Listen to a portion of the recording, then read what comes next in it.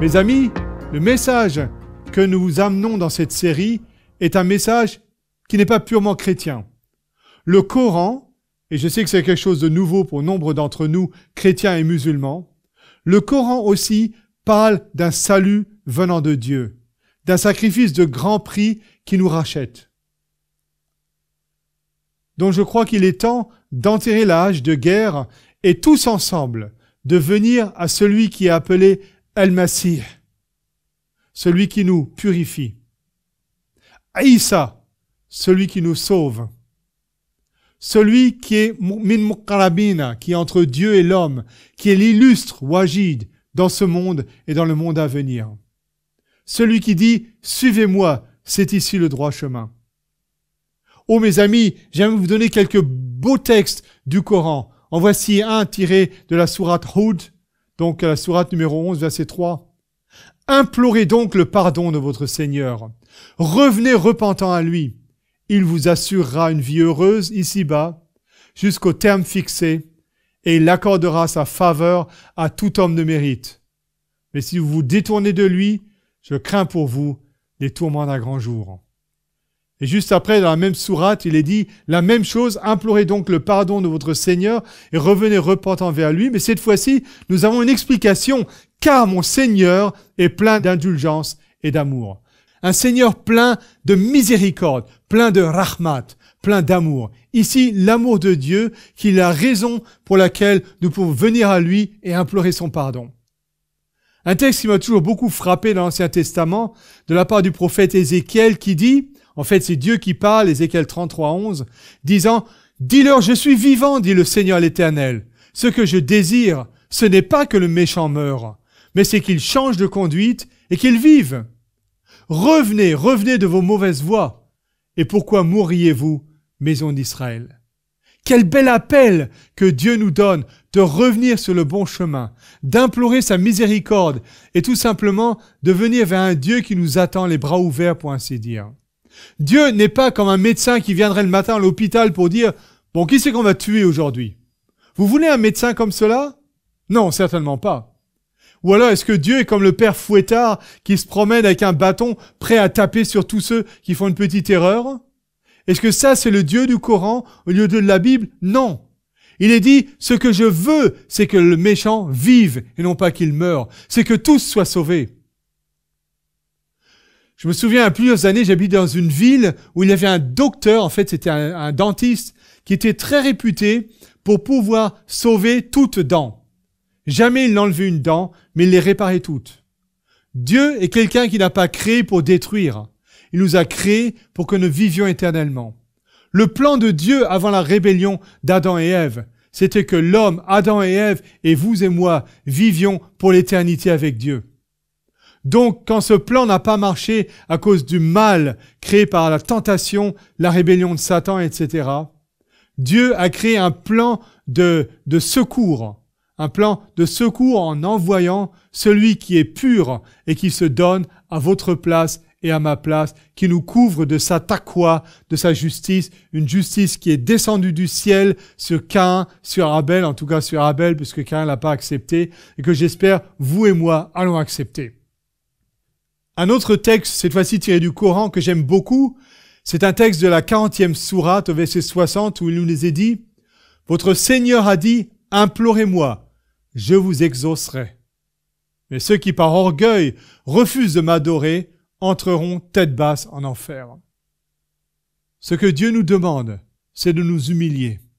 Tout simplement, d'arrêter comme Caïn, d'essayer d'impressionner Dieu avec notre beaux œuvres, avec tout ce que nous pouvons lui offrir en essayant de dire « Dieu, nous ne sommes pas si mauvais que cela. » Mais Dieu cherche des gens qui sont humbles, qui s'humilient devant Dieu en reconnaissant leur insuffisance et en disant « Seigneur, si toi tu ne nous pardonnes pas, nous sommes au nombre des perdus. » Et Dieu de dire, je vous ai sauvé par ma miséricorde, je vous ai envoyé ma miséricorde, cette miséricorde venant de moi, c'est Al-Masih Isa ibn Maryam. Un texte similaire, cette fois-ci dans le livre de Jérémie dans l'Ancien Testament, facile à retenir, 3.3.3, Jérémie 33.3. Invoque-moi, dit Dieu, et je te répondrai. Je t'annoncerai de grandes choses, des choses cachées que tu ne connais pas. Invoque-moi, appelle-moi, et je te répondrai. Al-Baqarah 186. Si mes serviteurs t'interrogent à mon sujet, qu'ils sachent que je suis tout près d'eux, toujours disposé à exaucer les vœux de celui qui m'invoque. Qu'ils répondent donc à mon appel et qu'ils aient foi en moi, afin qu'ils soient guidés vers la voie du salut. Dieu voudrait que nous soyons guidés vers la voie du salut. Dieu voudrait que nous allions vers le chemin qu'il a préparé pour nous. Dieu voudrait que nous répondions à son appel.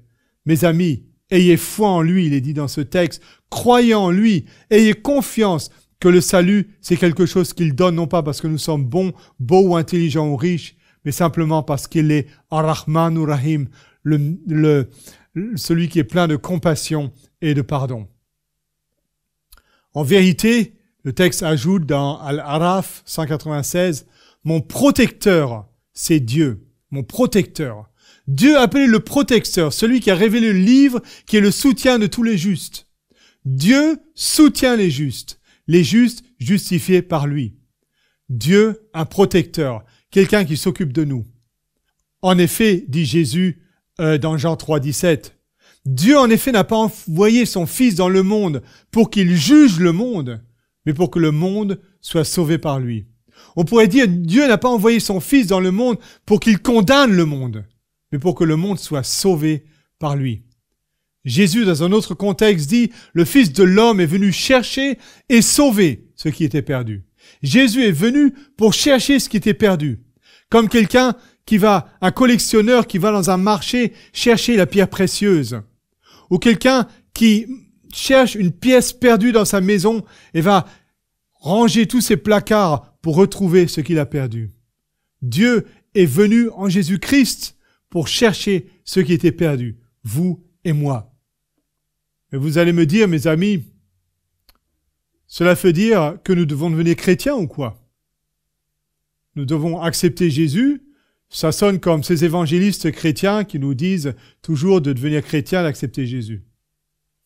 Or, rappelez-vous que la majorité des textes que nous avons cités dans les épisodes précédents et aujourd'hui sont tirés du Coran, du livre même qui est à la base de l'islam. Ce livre nous parle de Jésus, des plus belles paroles, mais aussi en disant que Jésus est la solution au problème du mal.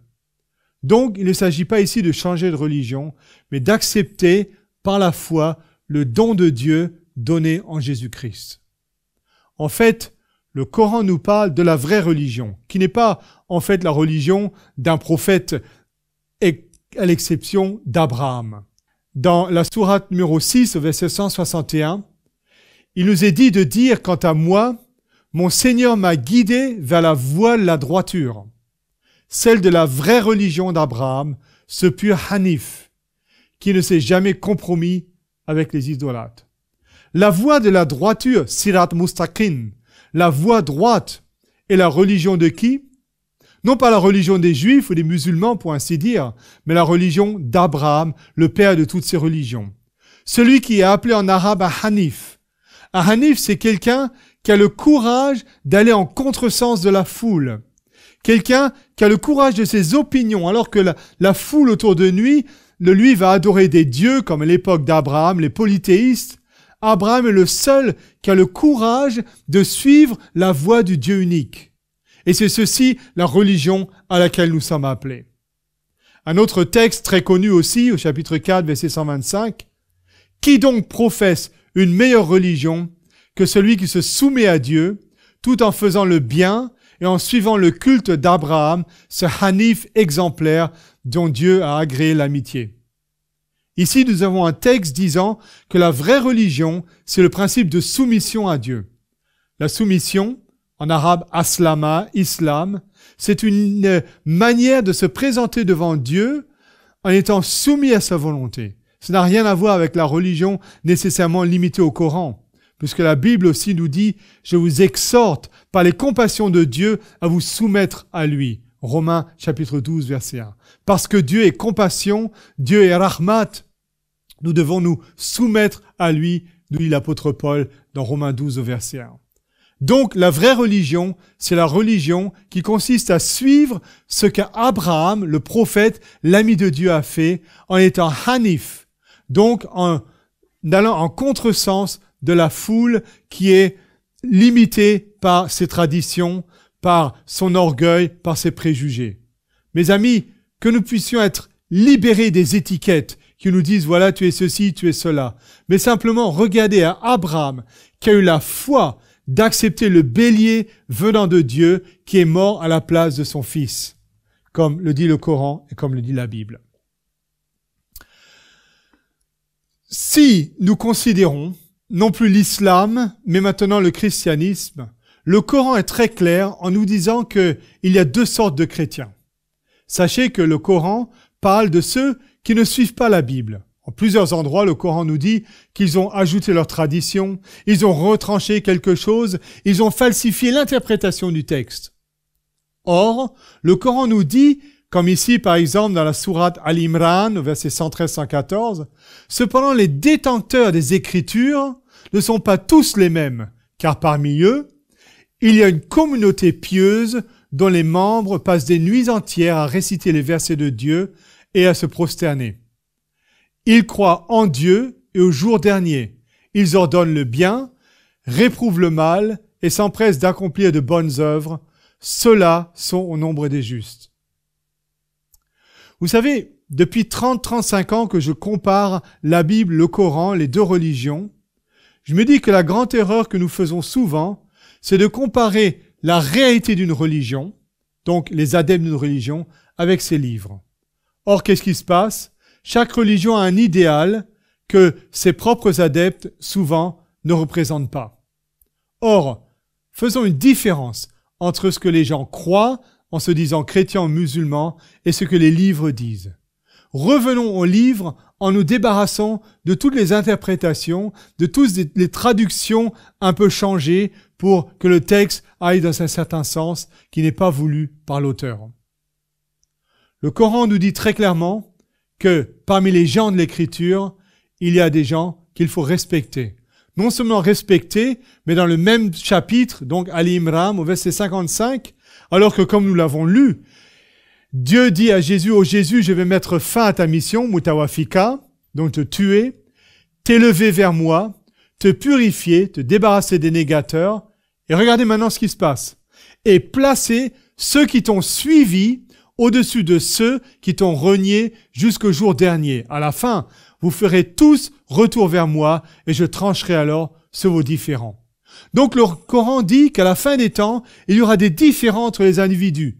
Et ces différends, on les voit dans les religions et entre les religions, en particulier entre les musulmans et les chrétiens. Or, le Coran nous dit que à la fin, ce qui compte, ce n'est pas l'étiquette que nous avons, mais c'est d'être parmi ceux qui ont suivi Jésus. Suivi Jésus? Seulement les chrétiens? Qu'en pensez-vous? Quelques versets plus tôt, au verset 50 et 51, nous trouvons l'explication où Jésus dit « Je viens aussi confirmer la Torah qui vous était transmise avant moi. Levez pour vous certains interdits, vous apportez un signe de votre Seigneur. Craignez donc Dieu et suivez-moi. Dieu est en vérité mon Seigneur le vôtre. Adorez-le, car c'est là la voie du salut. » Ici, j'ai cité le Coran. Le Coran qui parle de la voie du salut. La voie du salut qui nous dit, la voie du salut, c'est de craindre Dieu et de suivre Jésus. D'être donc un disciple de Jésus, si vous le voulez. C'est le Coran qui le dit. Ce n'est pas moi, ce n'est pas la Bible. Et quelques versets plus tard, je le répète, il nous est dit qu'à la fin des temps, ce qui compte, c'est d'avoir suivi Jésus et rien d'autre. Mes amis, ce auquel je vous invite aujourd'hui, c'est de remercier Dieu pour sa miséricorde, pour pour sa volonté de nous pardonner et pour son désir de nous voir un jour vivre dans le paradis pour éternité avec lui. Et pour ceci, il nous a donné quelqu'un qui incarne la bonne nouvelle, comme le dit le Coran, dans le même chapitre ici, Al-Imran 45.